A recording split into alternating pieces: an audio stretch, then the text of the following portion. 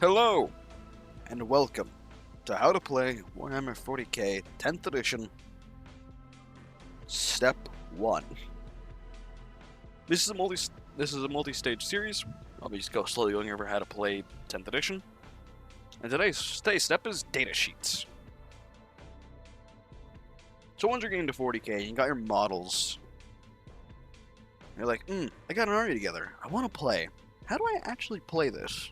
And you're rereading the book constantly, and you're going, I still don't get it. Don't worry. I'm going to try and explain this to you in a multiple step process. First off, we have datasheets, which here's a datasheet. And you'll notice it has ranged weapons, melee weapons, abilities, war gear. And it also has those weird, funky numbers at the top. But there are letters above them. I don't get what this means. Well, for starters, let's take that away and look at purely some easy stuff. These are the core stats for your, how you play. Movement is the first stat up, and it's just tells you how far the models in your unit move. Toughness is how, tough your model is. If it's shot with something, you have to see if it even would hit you. Saving throw is to see if your armor saves against their weapon. And when eventually it doesn't save, you'll take damage, being your wounds. Leadership is how well put together your squad is, and how well your morale is. Objective control is how well you can control an objective. The more OC you have, the better you have it. This stat applies for every unit, every model within your unit. So don't think, this unit movement is 6 inches, so I can just move them all up 6 inches, because sometimes that statement can get you in a bit of a hobble, bit of an issue. Moving on, we're going to move off with you saw a lieutenant earlier. Here's that lieutenant, but I've cut down some of the extras. When playing Warhammer with your units, you can only have certain abilities or weapons selected at once. This is known as a loadout. For this example, I have picked a rather basic loadout for our Space Marine Lieutenant, being a bolt pistol, a master-crafted bolt gun, and a power weapon. Going again into the stats, you'll notice range, attacks, ballistic skill, strength, AP, and damage. And for melee, you have weapon skill instead of ballistic skill. Range is how far away you can shoot. Very simple. Attack is how many times that unit in the squad can shoot. Ballistic skill is on a d6 what they need to roll to do hit on base. Strength is it goes against the other person's toughness, which there are sheets that tell you to scale the toughness to strength. Some people remember these by hand, or more accurately by memory, while if you're just getting into it, it's better to go grab a little sheet that tells you if your strength and toughness scores, what to roll, and what do you need to beat. AP changes how your saving throw is. If you have high AP, more accurately, if you have AP being like a -1, that would add a +1 to the number the enemy needs to beat to save against your weapon. Damage being how much damage you do to their wounds once your weapon hits.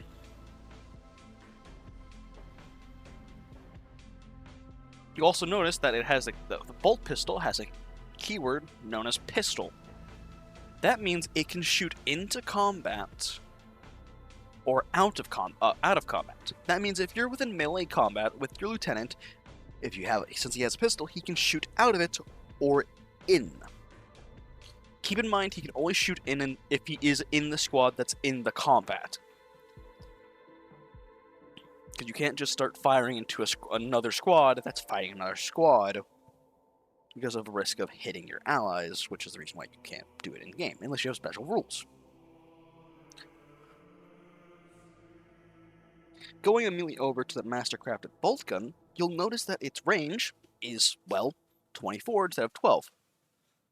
Keep in mind in this, you can only fire one gun unless it has the keyword extra, meaning extra attack.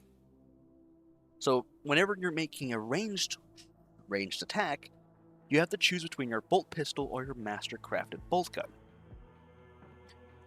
You could probably guess that the bolt gun in this scenario is going to be better, since its range is double, its attacks are double, its ballistic skill is, again, at 2 up, strength the same, AP the same, but its damage is 2.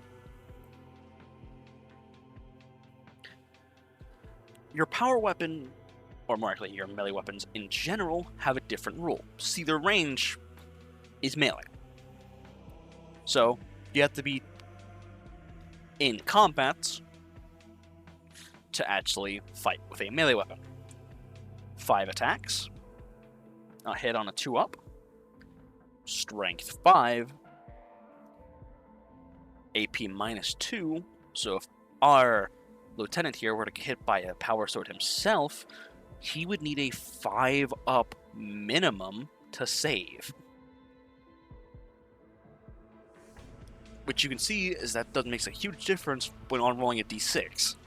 Trying to get a 3, don't roll a 1 or 2. Rolling a 5 or 6 really changes your odds. Sure, the damage is still 1, but you're more likely to actually get the damage through.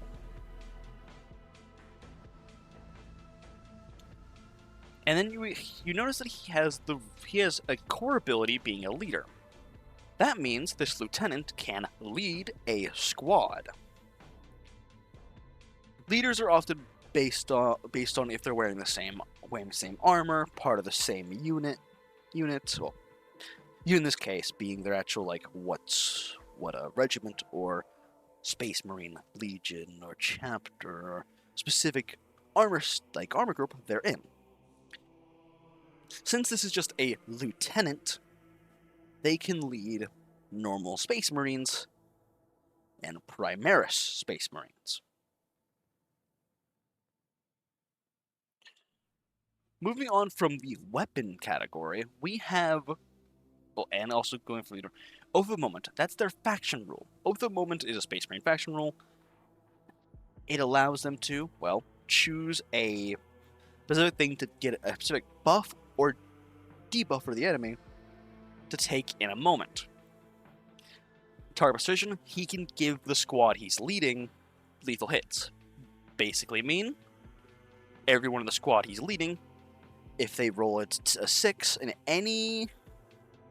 if they roll a 6 when they're basically first hitting the person, it instantly wounds them instead of it instantly does its wound, which would be pretty useful if you're dishing out a lot of attacks, meaning you're much more likely to get rid of a unit if you can, increase your chances of dealing damage to them. Target priority is basically, if you're in a combat, you can take the fallback action. Normally, you'd do a leadership test and run away. With this, you still do the leadership test,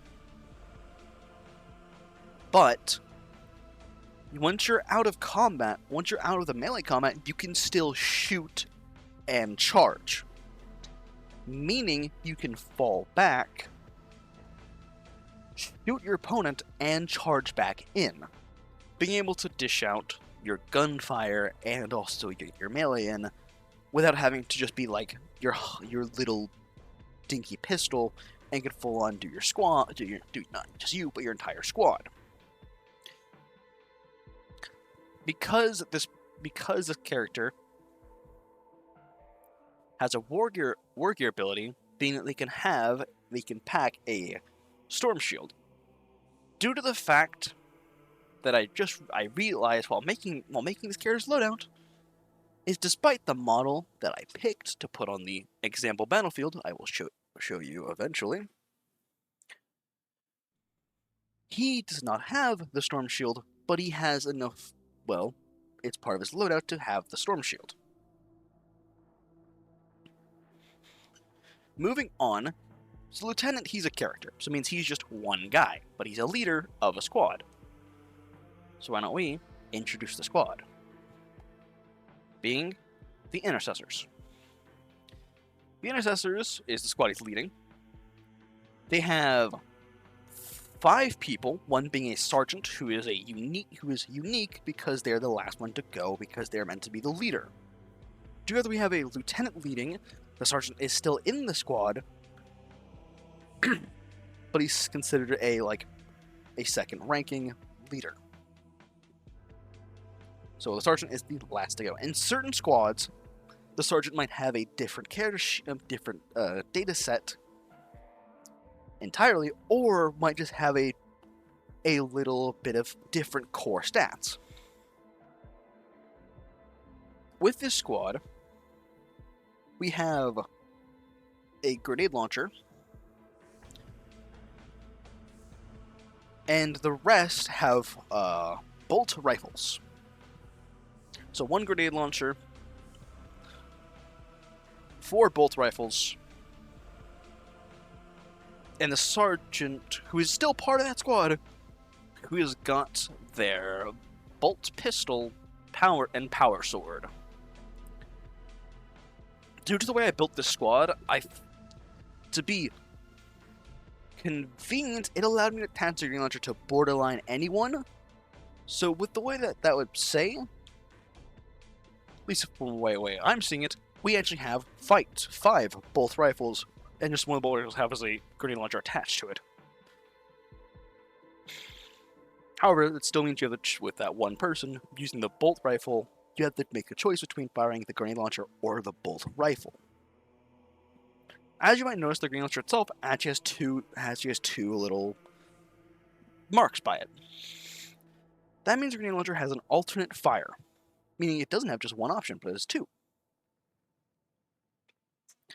The grenade launcher can either fire its frag grenade, being a explosion or explosive grenade. It has the keyword blast, meaning for every 5 models in a unit, you have an additional attack added. A D3 is a 1 through 3. If you don't have a D3, it is a D6, but if you roll a 1-2, it's a 1. The 3-4, it's a 2. And a 5-6, it's a 3. With that knowledge, if you're fighting a squad that has a 5, you would add a 1 to your attack. This goes up for as big as the squads get, meaning it can go anywhere from being a +1 to a +4, but keep in mind, if they have less than 5, you do not get the blast on it. Meaning, in scenarios where you're fighting a squad that's less than 5, you might want to specifically go for the crack instead. The crack being an AP grenade. As you can look, it has a higher strength, higher AP, and better damage. However, when it comes to attacks, it's only a 1. Meaning it's more single target, but as you can tell, it has higher strength, means more likely to get through armor. It has a higher strength, meaning it can go through higher toughnesses. It has a higher AP, so it can go through tougher armor, and it can deal more damage on someone who has higher armor. The bolt pistol is the same bolt pistol as we've seen before. The bolt rifle is a bit different, because it's not a bolt gun, it's a bolt rifle. This has heavy and assault. Or assault and heavy, either way you want to phrase it. Assault means you can advance and still shoot. Normally, when you advance, you roll a d6, and then you can move your entire unit that many additional inches. But you can't shoot or charge. With assault, that means they're quick to deploy, at least to get the base fire off, so you can see while running a charge, or not running a charge, or running assault, you can advance and still shoot. Heavy means that if the target didn't move last round, they have additional +1 to their ballistic skill. Meaning, in this scenario, these bolt rifles, if they don't move, hit on a 2 up, meaning on a d6, if you roll a 2 or higher, you hit your target.